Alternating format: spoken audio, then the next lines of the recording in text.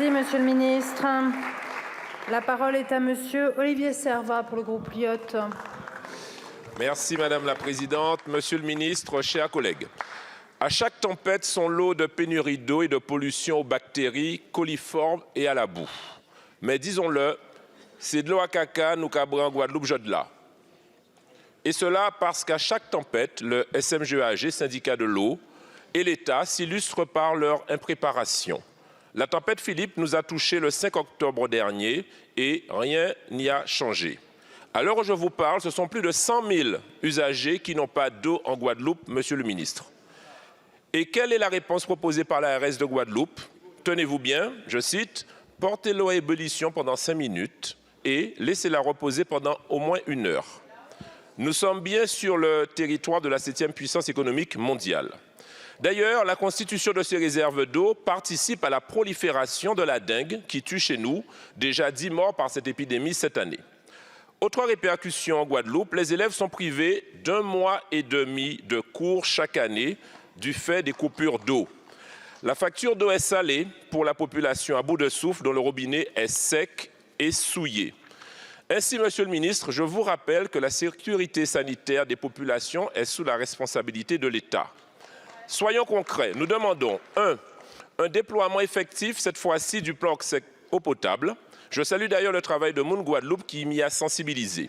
Nous attendons une distribution massive de packs d'eau dans des zones touchées par la pénurie. 2. La mise en place du même dispositif qu'à Mayotte, par lequel l'État prend en charge les factures d'eau des usagers guadeloupéens jusqu'à la fin de l'année. 3.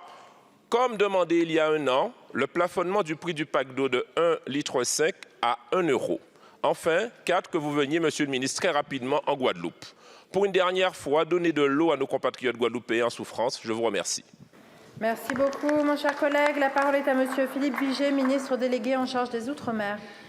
Madame la Présidente, Mesdames, Messieurs les députés, Monsieur le député Olivier Serva, vous m'interrogez sur le problème que connaît la Guadeloupe depuis quelques jours, suite au passage de cette fameuse tempête Philippe. Et comme vous connaissez merveilleusement bien ce territoire, vous savez que ce territoire est coutumier de tempêtes.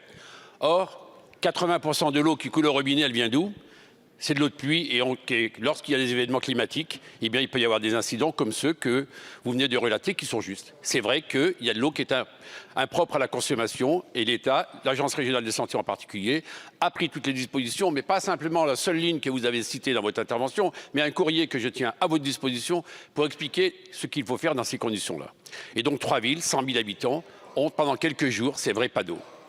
Mais je vous rappelle, monsieur le député, et vous le savez très bien, qu'en 2021, l'État a pris toutes ses responsabilités. Il a fait quoi?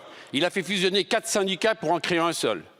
Deuxièmement, il a mis beaucoup d'argent sur la table. Il faut le rappeler à tout le monde. 340 millions d'euros d'investissement que nous apportons pour les 4 prochaines années. Il n'a pas fait que cela. L'État, il a apporté précisément 47 millions d'euros en fonctionnement aux fameux syndicats dont vous parlez. Donc la situation, vous voyez que l'État a été présent en accompagnement des collectivités territoriales et ces distributions d'eau.